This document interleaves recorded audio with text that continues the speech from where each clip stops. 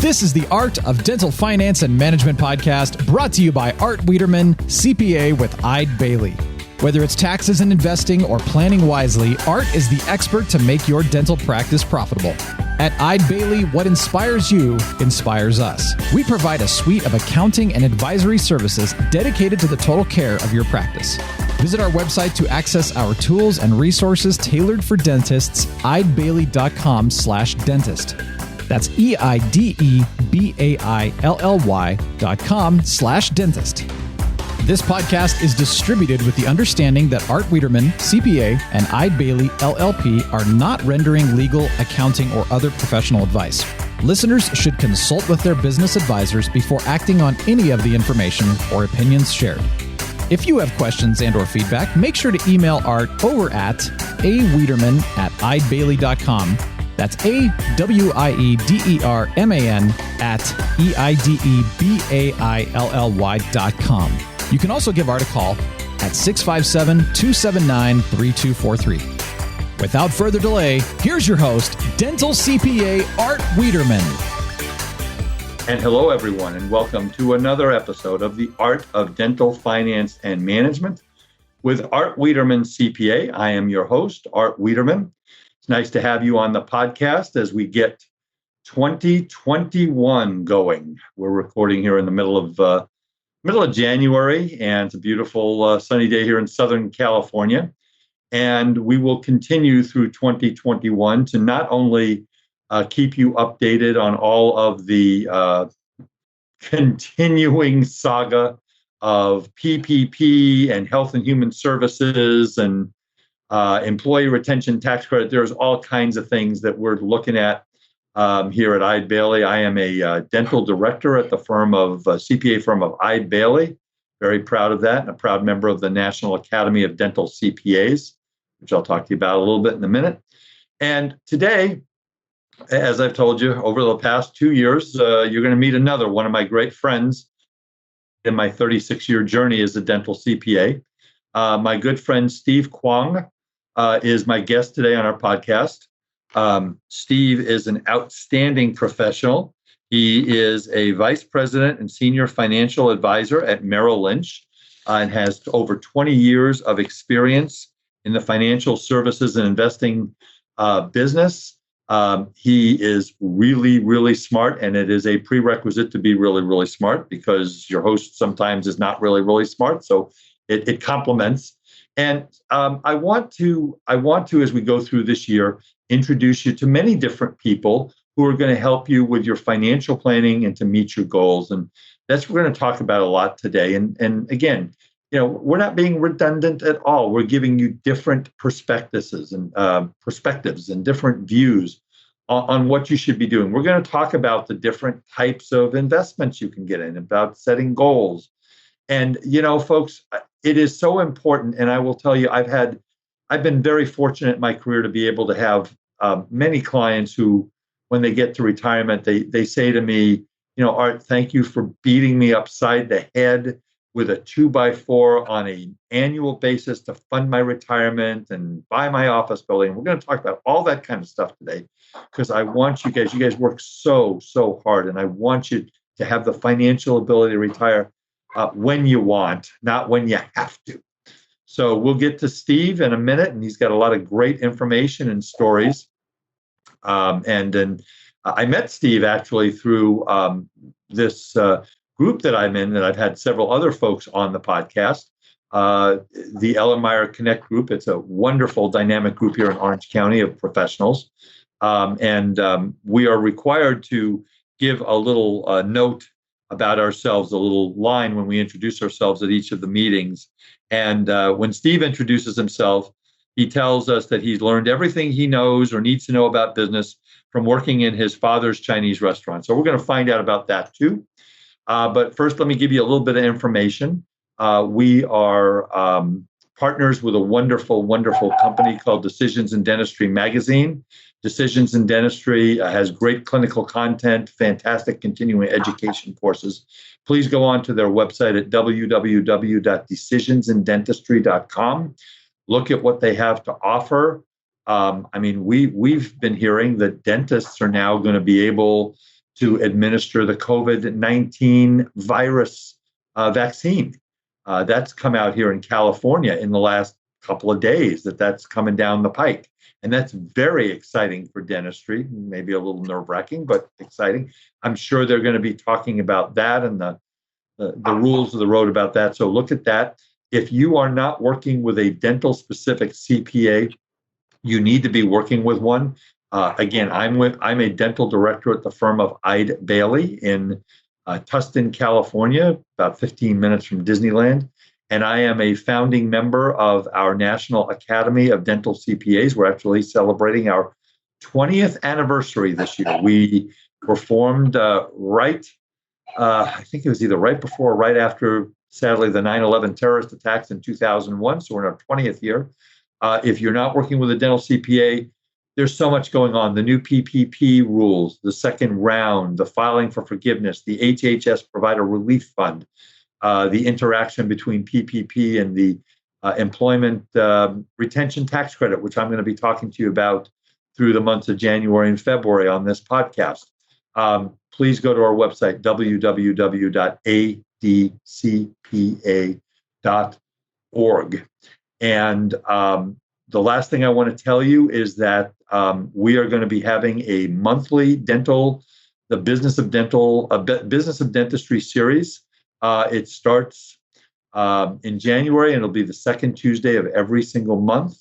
And please go on to our website, www.eidebailey.com/dental series. You can register for that. We're doing a series for new dentists in January and February, and we're doing a series on transitions in January through April. So lots of stuff going on. So I want to get to my good friend and my colleague, Steve Kwong. Again, Steve is a vice president and senior financial advisor at Merrill Lynch. He is a graduate of the University of Southern California. He's got his bachelor's and an MBA, which again makes you way too smart to be on this program, but we'll let you on here anyway. And he's got over 20 years of investment and wealth management experience. So Steve, welcome to the Art of Dental Finance and Management. Well, it's a pleasure to be here with you, Art. And I really appreciated our relationship over the years, and certainly with your affiliation with Eide Bailey. As I mentioned, I'd have the pleasure of meeting several of your partners around the country over the years, and what a fine firm, and you're great to be with them.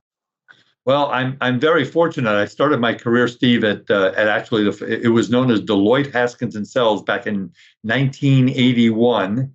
I guess I'm in my 40th year, and now it's known as Deloitte. And I started at Deloitte, then went into my own practice, and then merged with a great firm called HMWC, which was a firm of, when I merged with them, 45 and now 90, it was 90 people. And then we came full circle, merged with Eide Bailey, and it is unbelievable the resources that our company has. I literally meet people almost every week that have a different skill set. So it's wonderful. But I'm more interested in, what did you learn by working in your dad's Chinese restaurant?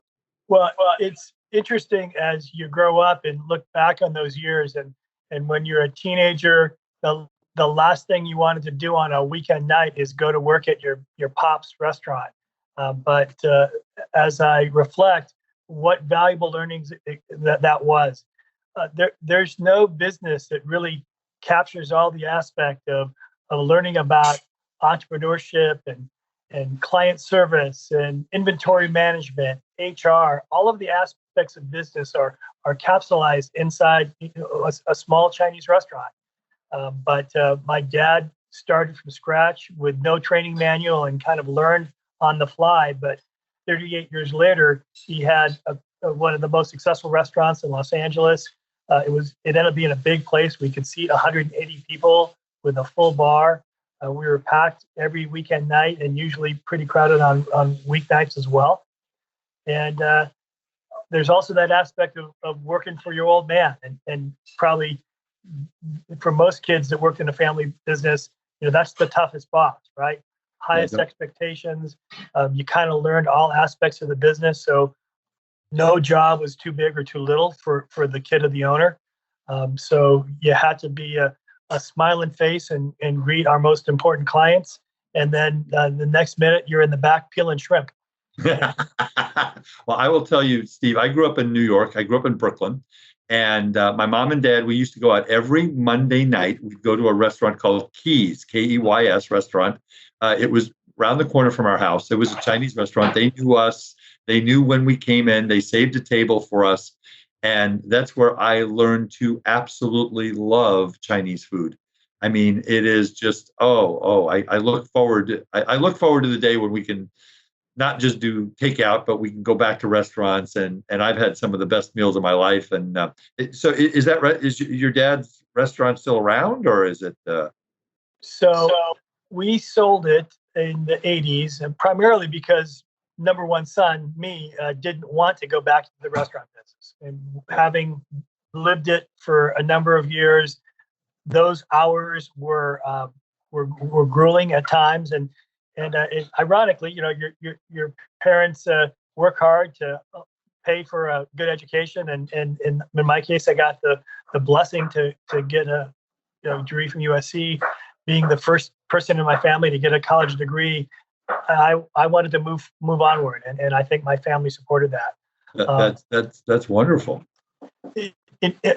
Another topic and important as we work with legacy and family businesses, but have that conversation about what the kids' goals are. And even though it might have been a idea in the back of my dad's head that his kid would take over the family enterprise, it wasn't in the cards. But I moved on with his blessing, and there was never any bad conversation, and we had a lot of healthy dialogue about planning all of our futures. And I respect my father a lot for not putting any limitations on me, and making his dreams my dreams or anything like that. And I think he was a brilliant man in a lot of ways. It sounds like you had a wonderful mentor, teacher that I'm sure made you the man you are today. And I believe your son graduated from the Naval Academy. Is that right? He's there right now. Oh, he's there right now. I'm sorry. I thought he graduated. Go ahead. Yeah. And that tells you what kind of that probably a lot of what was instilled in your son probably came from grandpa, I would assume. And that's wonderful. We would hope, right? We would hope. Yeah, there you go. Steve, give us a little bit of your journey, your background, what you've done to bring you to Merrill Lynch. Sure. Thanks. It actually started when I was a kid too. My father had an interest in the stock market, and back in the day, we were tracking stock prices on graph paper.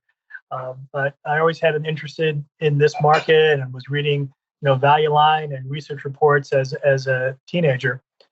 As a side, one of my high school professors, and I remember Sil Wax, actually taught an investment class at Taft High School in Woodland Hills. So I had the good fortune of knowing stock tickers and learning how to read charts when I was 16 years old. So this business has kind of been in my blood for the duration, and it's a real gift to be able to advise doctors and dentists and business owners with their investments now. So I started in commercial banking with Wells Fargo, and then in the 90s moved into wealth management, first with the trust company at Mellon, and progressed through and finally got recruited to join Merrill almost 13 years ago now. And it's an outstanding platform that we can talk about in greater depth.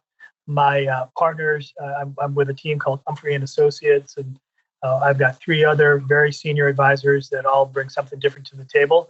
And that team concept is very important as we manage clients and really bring the best of thinking to each client's individual situation. Well, I didn't realize that we are actually rivals. You said you graduated from Taft? Yes. Yeah, well, I graduated from Reseda High School, so we're rivals. Oh my What can gosh. I tell you? But we'll continue the podcast anyway. We won't. Well, thanks get so that. much. So you and I have talked about investing over the years and stuff, and I know some of the things that you and I have talked about are goals and investing with purpose and evaluating risk and risk management and timeframes. Let's start the conversation about that. Talk about setting goals and why purpose and timeframes are so important. And when you're dealing with your clients, how do you bring that all full circle with your clients? Well, that's probably the most important starting point when we talk about any investment strategy with a client. But before I go there, may I just interject the legal stuff that? Oh, I forgot. Yes. We have to give our legal. Yeah, I'm sorry, Steve. I forgot to do that. We must give our legal disclaimer here. So go ahead. Yeah, thank you so much. But the discussions that we're going to have forthcoming are going to be strictly for informational purposes only. They're not to be construed as any investment recommendations or any specific investment advice. Do not take any actions on the things we talk about today. And before you do, please consult your financial advisor or tax advisor before doing anything. So thank you for indulging me on that. And no, we have to do all the legal stuff and the compliance. Right. I understand. Okay, so let's get back to purpose and risk management and time frame and stuff like that. Certainly. So it's really important to really implement what we learned in Stephen Covey's book, right? Begin with the end in mind. And when it comes to any business owner and especially dentists, the practice is all consuming, and then you've got family obligations, and all of a sudden the time and capacity to think about anything else goes away. But why do we do this? Why are you toiling away, and why did you go to all those years of schooling? Well, probably to provide financial security for you and your family, and maybe even create a legacy. And so some of those goals that become more specific need to get highlighted. And it can start from, buying a bigger house, providing for a college education for your kids. Maybe I set a retirement date. I want to be able to stop working or have optionality to work when I'm 60 or 65. So all of those goals really should be clarified. And I always encourage my clients to take a long walk on the beach with a glass of wine with your spouse and just dream out loud. And sometimes that's a great starting point of creating an ideal life and having an outcome that is intentional. And it's a good time to do it. It's the beginning of a new year and hopefully a better year. Right. From your lips to God's ears, a better year, right?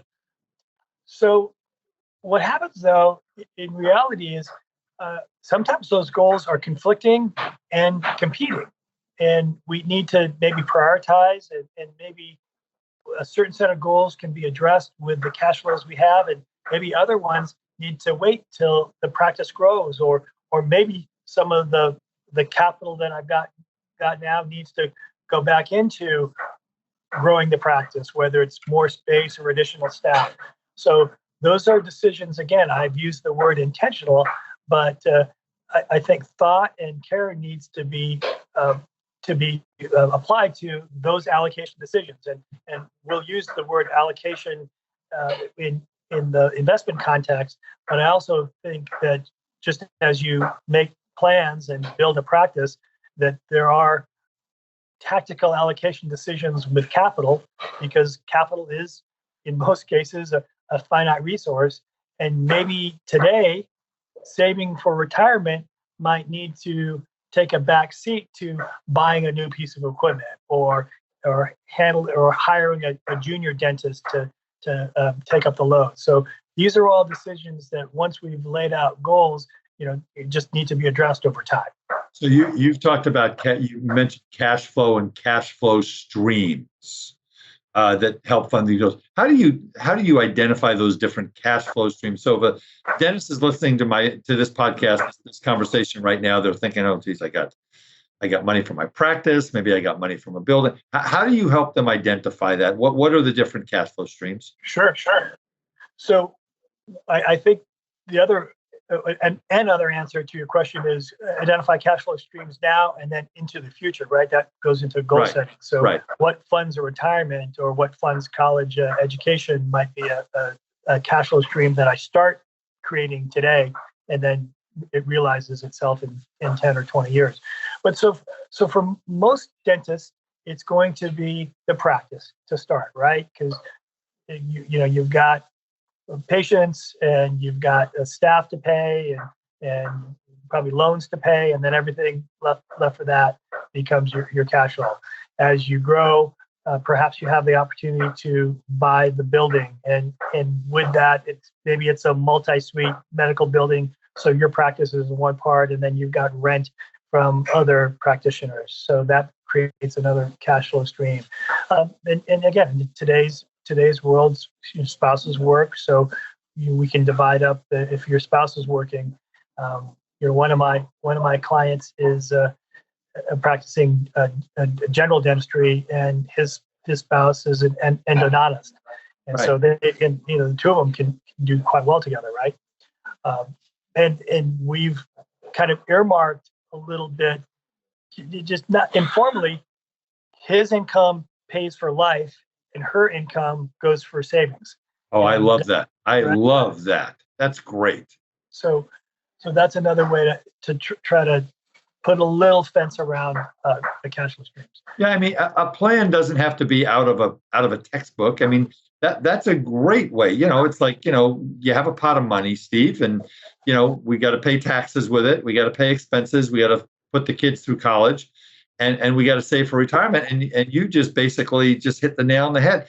Have a plan. Your plan for this particular general dentist and his spouse, the endodontist, was, one of them is going to pay for life and probably pay the taxes, and the other one we're going to use as savings. And oh my God, that's going to work beautifully. I love that. I think that's great, folks.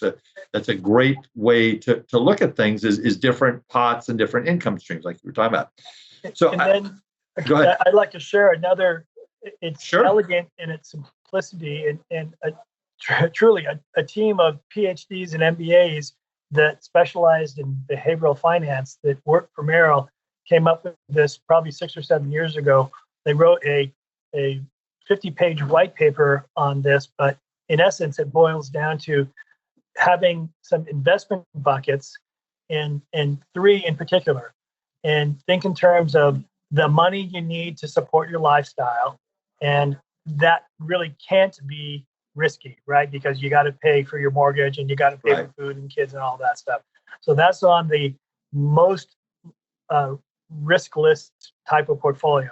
And then the second bucket is for future needs, and that might be saving for retirement or college education or save to buy a building. And the risk parameters there drive you have to take some risk. It's got to at least beat inflation, and you probably need to take some market risk and have some volatility within that bucket, but it's going to grow over time. And if and when the first two buckets are filled, then you can look at that third, we call it aspirational bucket. And that might be the riskier investments. Maybe it's a venture capital, maybe it's funding a startup, maybe it's, I was talking about one of my dentists that invested in vineyards and a winery. That certainly falls into the riskier bucket. So those three stair steps of risk fall nicely into these buckets. And it's a very simple way to think about it. Every person can get their arms around it. You don't need a finance or doctoral level to understand that, but it's a great format to think about your wealth. But you have to sit down, folks, and make the time and not think about your practice or not think about Joey's baseball game for a little bit and plan your future. And that's what's so important. So, Steve, I want to get into now, folks, we are not going to have a conversation today about, okay, Steve, what do you think is the best thing to invest in 2021? Because you know what? I have a feeling with everything that's going on, you throw a dart at the wall and maybe even the dart doesn't know where to go. So we're not going to get into that particular conversation. But what I do want to do is I want to talk about some of the different food groups that we deal with in investing. And let's start off with equities. And Steve, walk through the difference between a growth stock and a value stock, and how you, when you're building a portfolio for one of your clients, how do you use stocks? What's your thought process for different types of dentists? Maybe go into that. Sure. So it all goes down to the risk-reward trade-off, and a couple of tenets that are both very academic and practical in theory, or practiced in portfolios, is diversification. So any portfolio that's built over time will have some stocks, some bonds, some growth stocks and some value stocks, some international, and will massage those balances over time. But history has shown us that having a broad diversification over all those asset classes, optimized return, and per the unit of risk that takes. So let's go back to talking about the difference of value and growth. The growth stocks, by definition, are those that investors expect the earnings and revenue to grow faster than the market. Sometimes there's a premium paid for those stocks, and that's because in the case of, let's say, a Google or Amazon, they've proven to grow their earnings and sales faster than the market on average. Value stocks, on the other hand, are stocks where their intrinsic value today might be lower than the overall market, but because of those mispricings or anomalies in the path of that business, present a value where you can buy today and some catalyst unlocks that value over time, and then the stock appreciates and the investor is rewarded. So Steve, go ahead. I'm sorry.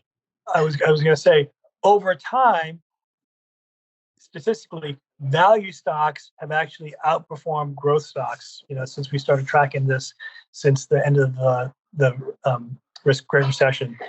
But in most recent years, the growth stocks have had an outstanding run, have far outpassed the value category.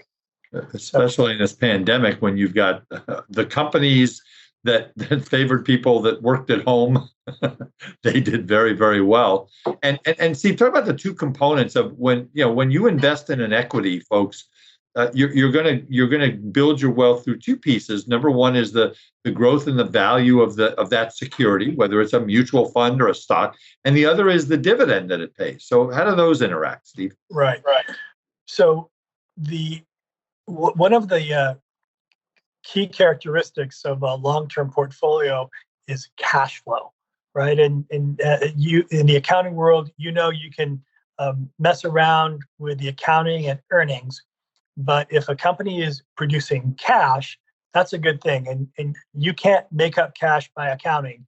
The business either produces cash or it doesn't. And if that cash then gets returned to investors, either through the form of direct dividend payments or share buybacks, that's a good thing. So savvy investors over the years have looked to dividend payments as a sign that a company is in good shape. And several portfolio managers and fund managers have done very well looking at companies that have been able to grow their cash flow over time and then be willing to share that with their shareholders. I mean, at the end of the day, the market evaluates a security, a company, based on its earnings. I mean, that's the fundamental of how a stock is. I mean, there's obviously a lot more that goes into that. If a company is doing really well, its stock price should reflect that. And if a company is not performing, and look at how many companies have filed bankruptcy in the last 2 or 3 years, it should reflect it too. Isn't that pretty much the fundamental of how we look at stocks? Definitely. And I know that we said going in, we'd be careful about making specific recommendations. But I will say that because of exactly what you're saying, in the coming years, we think as a firm, and you've seen it in a lot of the business publications, that active management will do better than the index managers, because there will be a disparity between companies that are actually doing well, and the street is expected to reward that. And conversely, companies that aren't performing will be discovered and not attractive to the investment community. I believe strongly that in the coming years, that active management and stock selection will provide value to investors. Yeah, no, I agree. I agree with you, and it's every day is a new adventure. Talk about bonds. Sure. Bonds. Where do you fit bonds into a portfolio? What's the purpose? Right now interest rates are really low, but how does that work? Right. So in long-term asset allocation theory, bonds can serve as a buffer to the volatility of your equity portfolio, and historically could provide a source of income. With rates at the current rates, today, it's hard to count on bonds for income. And you've seen a lot of portfolio allocators reduce their tactical allocation to bonds. I'll say tactical versus strategic, right?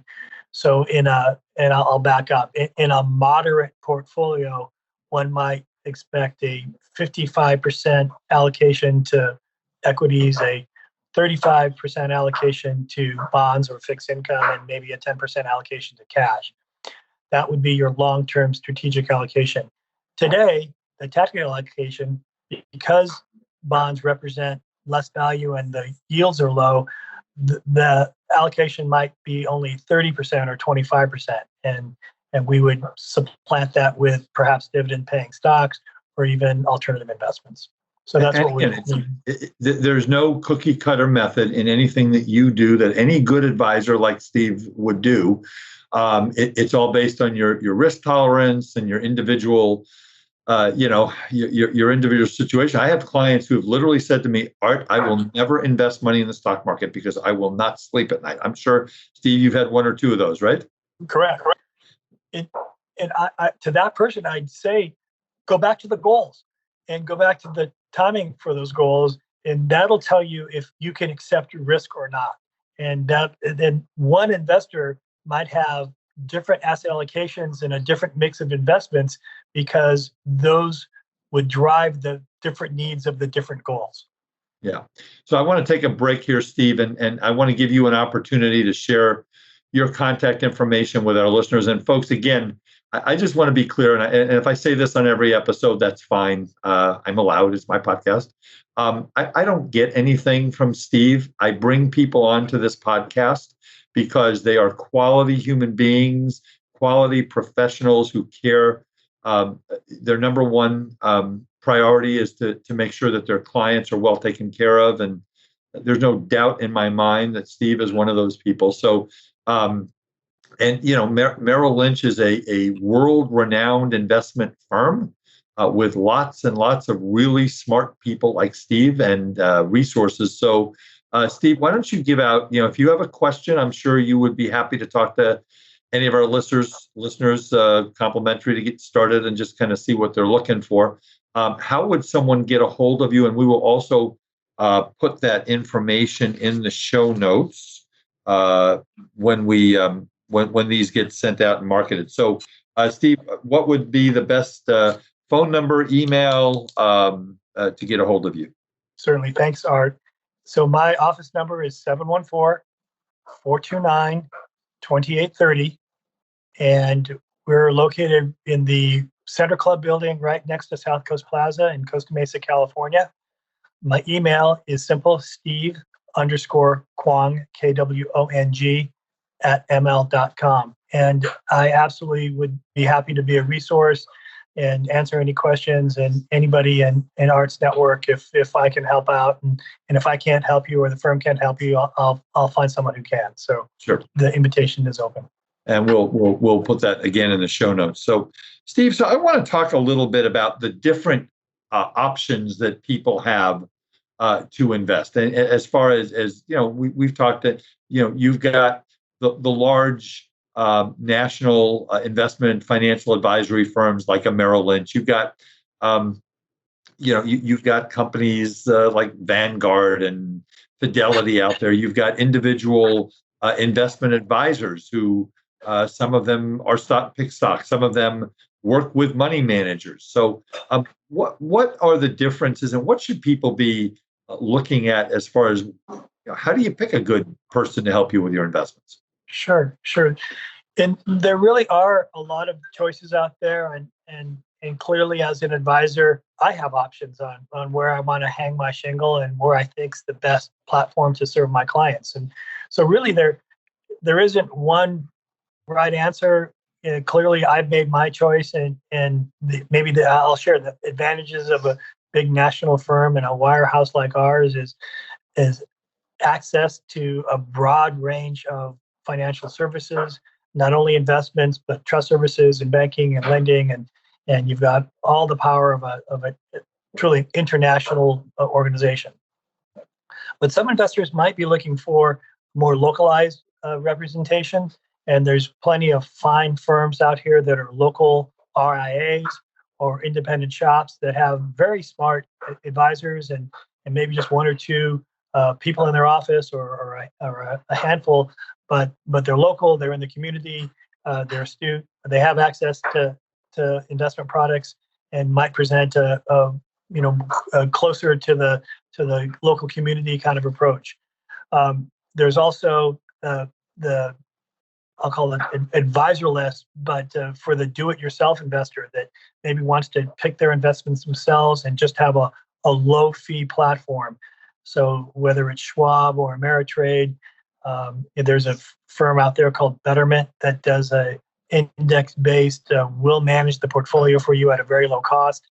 It doesn't have a lot of client service, but it's a very well-structured investment platform and could be the right solution for someone who doesn't need a lot of personal advice or handholding. So at the end of the day, folks, and see that's great information, because there are lots of different options, just like there are lots of different options of CPAs you can hire, lots of different options of dentists that you can go to. You've got dentists that work in private practice. You've got dentists that work in large national chain dental office. I mean, there's all kinds of options. And what I've always said is our business is about relationships. And at the end of the day, when someone comes to me, is referred to me, when someone is referred to Steve, there's nothing on the internet that says if I click on Steve Kwong's name, it's going to tell me exactly what his returns have been for every one of his clients. That's not how it works. It's about relationship and feeling comfortable with the person that you're talking to, and that you trust them and that they care. And that's when it comes to whether you hire Steve or somebody else, or you hire an estate attorney, or you hire a CPA, or you hire a retirement plan administrator, anybody, folks, I want to really emphasize is you need to get to know them, you need to talk to them, and you need to go to your gut and say, does this guy really, is he the guy for me? And isn't that really important, Steve? Isn't that how a lot of clients look at you and your team and stuff? I 100% agree. And in the investment world, what I'm talking about is taught all over. It's not a secret. And yes, I bring some expertise to the table, but most other advisors have had similar training and have similar degrees and know what I know. And I can say the same thing for you. The IRS code is not a secret, right? It's published for everybody, but your ability to understand that, and then moreover, understand your clients and understand the needs of a dental practice and apply that knowledge to that specific situation. That's the golden ticket. And then your care and your understanding of the clients and willingness to understand the client's personal needs, that's most important. My standard line is that all tax returns, like my golf score, are quoted approximately. So we just kind of make it up. Right. No, folks, we don't do that. We follow the tax code, I promise. All right. So, Steve, let's talk about, maybe get into some of the weeds as far as some of the stuff you've done with some of your dentists, as far as I know that we look at their retirement plans, and we look at health savings accounts and real estate. So I got a dentist who's in his or her 40s, and he's really doing well. I mean, we're coming out of this horrible pandemic, and fortunately, knock wood, I don't know if you can hear that, I just knocked on some wood. The dental profession came out of the pandemic a heck of a lot better than a lot of businesses out there, and we're still standing. So, let's talk about for my dentists who are in mid-career, talk about the retirement plan. Talk about some of the things that you talk to your dentists about to help to get them to their goals. Sure. So typically the dental practice, after you've got a pretty nice salary that the dentist can make, and then payroll's covered, we want to take advantage of the retirement plan vehicles. Maybe start a 401k plan or profit sharing plan that you, as the main dentist, but also your employees, get to participate in. The side benefit there is I like to encourage my clients to look at as a steward of their employees and their staff's welfare, and a 401k plan is a no-brainer to put in place and let them start socking away money for their retirement. but then as the owner of the business and plan sponsor, you've got some advantages to store away money for yourself. And then after that, if there's still extra money, and often there is, you can look at various deferred comp plans and defined benefit plans that maybe favor you as the principal in the amounts that you can put in, and that grows tax deferred over time. And Art will agree that tax deferred growth compounded over 10, 20, 30 years can really be meaningful. So we encourage any of our doctors or professional practices, and lawyers would fall into this category, engineering firms, but these professional practices where you're afforded the opportunity to make a nice salary, you want to take advantage of some of these retirement plans. And yes, they typically are invested in a mix of stocks and bonds. And that's the preferred investment vehicle inside of these plans. It gets a little more complex, but you've seen dental practices and doctor practices end up putting some real estate in some of their pension plan vehicles, and that's probably a more granular conversation with Art down the road. Well, let's talk about real estate, Steve. You think it makes sense to own for a dentist to own their own dental building?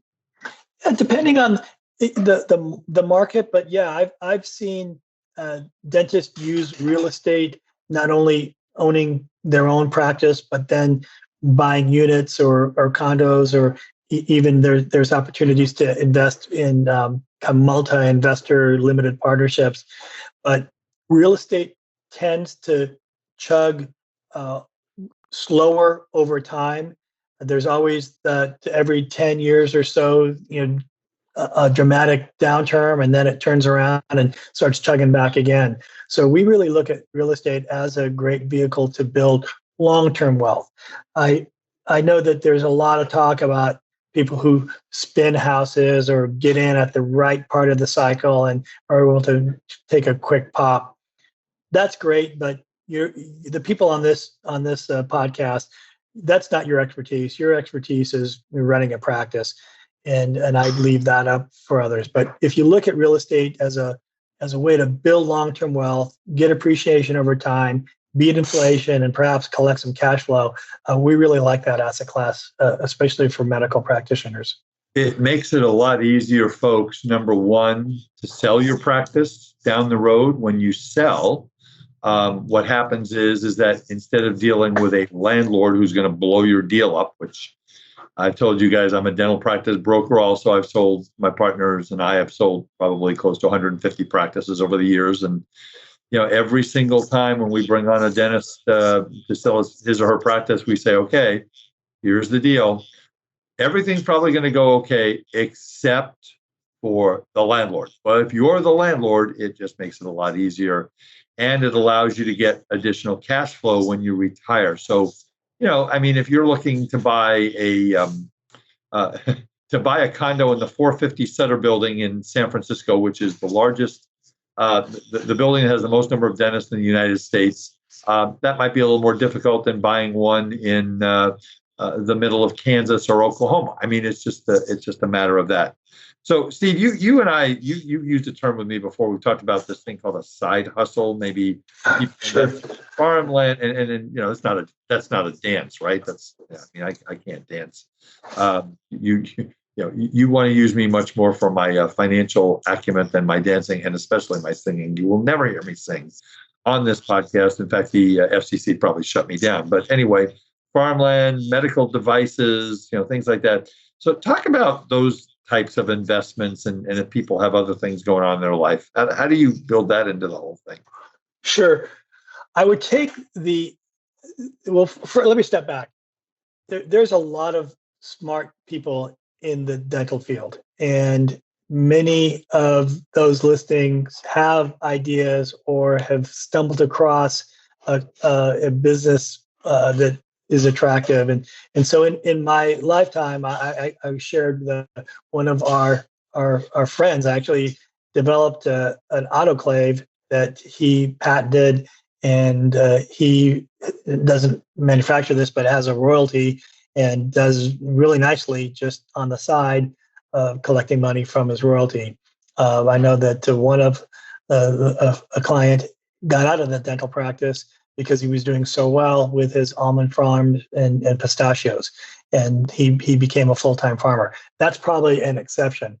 But when we approach these side businesses, it's important to put a fence around how much assets or capital you'll allocate to that, because we don't want the dream to tank the bigger goals, right? So consult your CPAs and consult your financial advisors, and maybe that falls into the third bucket we alluded to before as aspirational. That said, we've seen some dental practitioners build some nice wealth on the side with these side hustle ideas.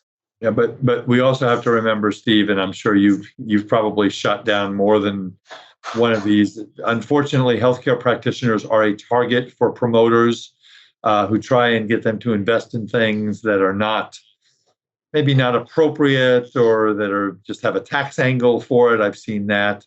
And folks, if it smells like a duck and it walks like a duck, it's probably a duck. So you got to be really careful. But if it's money that you're meeting all your goals, right, Steve? You feel like you talked about the three different buckets earlier.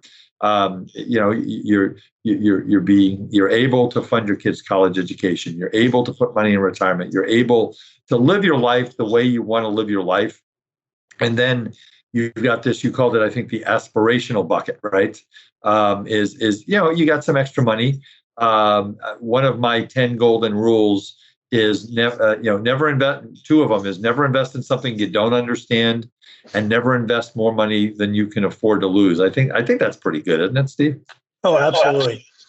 And then go ahead. In your role as an advisor, sometimes the best value you can offer is letting your client say an idea out loud to you, saying, Art, I think I should do X, Y, and Z. And once the words come out of that doctor's mouth and they hear it, you don't have to say anything, right?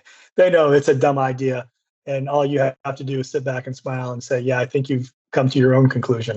But being a sounding board like that is one of your most important roles. It is. I have a client one time came to me and said, my husband wants to invest in a particular type of a retail business. And I looked at them and I said, no, it just doesn't make any sense. And her comment to me was, Art, don't say no to him.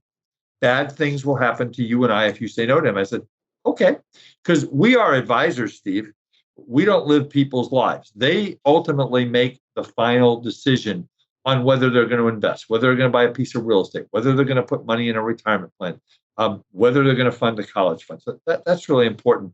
As we're kind of running towards the end of our time, I want to talk a little bit about transition succession plans. And what are you telling dentists when they get into their 50s and 60s about what should they be doing? What should they be looking for? Because folks, this is why you got to start saving early. This is why you got to call a competent financial advisor, CPA, someone like a Steve Kwong, who basically, when you get to your 50s and 60s and you can say, you know what, my arm hurts. I don't want to do this anymore. I'm tired. I don't want to be a dentist. I want to do something else. Then you can, because you have saved. If you don't start early and you spend it all early, you can't do that. So talk about succession plan and how you advise dentists in that way. Sure. And I think one of the fun concepts that we've been discussing with our doctors and any business owners is today, the idea of retirement has a totally different flavor than our parents' retirement, right? And maybe it's more about optionality to do something different than it is, walking away and then fishing and playing golf all the time. So we talk about that and what would you do if you weren't going to a practice every day and allow some dreams to happen, perhaps. And maybe it's philanthropy, or maybe it's starting an entrepreneurial business. Maybe it's consulting and helping young dentists, grow their practice. There's a lot of different options out there, and we really want our clients to explore all of that. But first, I say 5 years before you want to retire, start thinking about it. And some of the things you might want to address are do I want to sell my practice? Is there a likely successor inside the practice? And how do I, transition to my younger partners? Do I just want to sell? Maybe I want to, I love dentistry and I still want to work 1 day a week. So how does that factor into a deal going forward? So all of those things are aspects that one should look at. And then also the clients are most concerned with, if I sell and the amount of money that I have, will that support my lifestyle until I die? And one of the things that we want to consider now is longevity risk, right? People are living longer. And even though the stated average age for guys might be 84 and women might be 86, if you're already made it to your 50s or 60s, chances are you're going to make it into your 90s. And with medical technology being what it is, maybe 90 to 100 isn't out of sorts for someone who's 40 or 50 today. So we got to plan on making that number last. And so that also changes your risk parameters. And maybe you do want to have another income source that isn't a dental practice before you retire. I mean, one of the things that we talk about at the Ellemeyer Group, and our leader is, and I've had Bill on the podcast. Bill is, I think he's 82 or 83 years old, and he talks about never retiring and never stopping to work, and that the statistics show that if you just sit in your chair and watch TV after you retire, your life expectancy goes down and things like that. So yeah, I mean, think about, and I've had this conversation, Steve, with doctors a lot. It's like, okay, I'm 2 or 3 years from selling the practice, and I've had doctors who literally come to me and they say, Art, I'm really scared. I don't know what I'm going to do. All I know is getting up 4 days a week and going to the office and doing dentistry. I don't know what I'm going to do. So, like Steve said, take a walk on a beach with a glass of wine. Pinot is my preferred wine, quite frankly. And, just think about, what is it that you've always wanted to do that you haven't been able to do? And if you have the financial ability through doing a good savings plan and investing, then you can think about, what do I want to do? Maybe I want to work 2 days a week as a dentist. Maybe I love dentistry. I just hate the management part of it, right? I mean, so these are the things you talk about with your clients. Yes. And then one of the other fun conversations that we get to have is if I've done my job and the client's done their job, they look at their wealth and they look at and we do some pretty detailed projections and say, okay, I'm comfortable that I'm not going to run out of money before I die. And in fact, I'm going to have a little bit left. And then that's another conversation. Well, we could have a plan that the government has, and that when you die, it all goes to them. Or we could set up some charitable vehicles or foundations or trusts that advance, things that are important to you, whether it's your alma mater or your church or synagogue, healthcare causes. And that's a fun conversation to have, to think about legacy and giving back after you've had a really nice career. And that is absolutely right. And that's, doing that is more important to some folks than others. The great thing about this is there's no playbook, there's no rule that says you have to give X amount of dollars over here, or spend money over here, or have this career over here. You can pretty much in this country do whatever you want. And having money is a vehicle to allow you to do that. So, Steve, I think we've about run the gamut of our time. As I love talking to you. You're just a great wealth of knowledge, and just you get it. I always say that there's two types of people in this life: those that get it and those that don't. And I've been fortunate to meet wonderful people like Steve Kwong who get it. So, any last comments for our dentists? And I will ask you to stay on after we sign off. Any last comments for a dentist that they might want to take away from this conversation? Sure. Well, first off, a big thank you to you and Eide Bailey. It's a real pleasure to share this time with you. But maybe my last comment would be, try to find a really good team of advisors to surround you, that you trust, that and to paraphrase Art, they get you and they get your goals, and you can really build a team, that not just a vendor, but real advisors that know you and that you can trust, and that'll really help you escalate your goals and your wealth building. And it's a great opportunity, folks. We're at the beginning of 2021. We're in a year that we are every one of us on this planet are hopeful that is going to be a better year than 2020. We still have challenges. We all know that. We have vaccines that have come out. They've got to get them into people's arms. And dentists are going to be, at least here in California, I don't know about the rest of the country, there's a very good chance that you will be delivering some of them, possibly, down the road. And that is something that you're going to save lives by doing. I mean, you do that anyway. So I want to really, really, I mean, I don't get, nobody pays me money to do this podcast. I do this to give back to the dental profession I've been honored to serve for now 36 years. And I want to tell you folks, I am passionate about saving money and getting there and getting to retirement and getting to where your goals are and working with great team members. And please promise me that maybe what you take from today and some of the other podcasts we do is that you're going to make this a call to action, because the definition of insanity is doing the same thing over and over again and expecting a different result. So anyway, my friend, Mr. Steve Kwong from Merrill Lynch, thank you so much. One more time, give out your contact information, please. Certainly. You can reach me at 714-429-2830, and the email's Steve_Kwong, KWONG, @ml.com.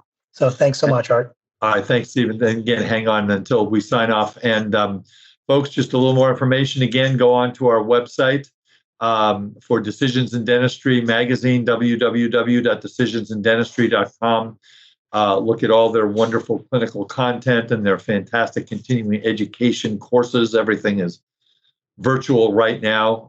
If you're looking for a complimentary consultation with a member of the Academy of Dental CPAs, you go right onto their page, click on the podcast link, and you can click the box, and we'll get you to one of our 24 CPA firms across the United States that represent over 10,000 dentists.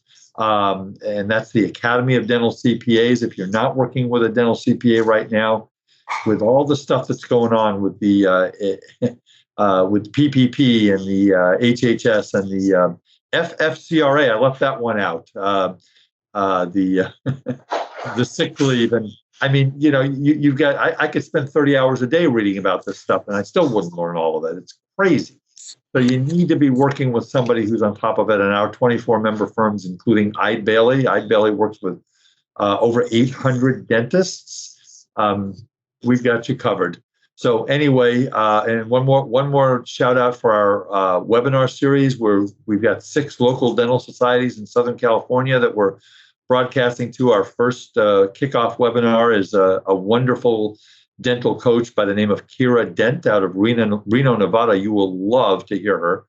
If you can be on it, it's January 13th. If you can't, you can go to our website at www.eidebailly, that's EIDEBAILLY.com, and you can go to the dental link, and all of our webinars are there. We have webinars, there are going to be a dozen of them. We're going to have one every single second Wednesday of the month from 6 to 8 p.m. California time. And if you want to get a hold of me in my office, my number is 657-279-3243, or email me at awiederman, that's AWIEDERMAN, at eidebailly.com. If you want to be connected to the webinar series, just drop me an email and I'll get you over to our wonderful director of marketing, Jessica Grobel, and we'll do that. So anyway, folks, I hope today is a call to action. Thanks again, Steve. I appreciate your time and your expertise.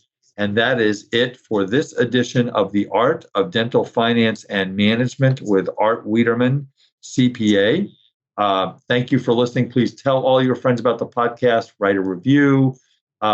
We got a lot of really, really great stuff coming up, and we will stay on top of all the government programs and stimulus and tax changes, whatever they come up with, and keep you fully informed through 2021.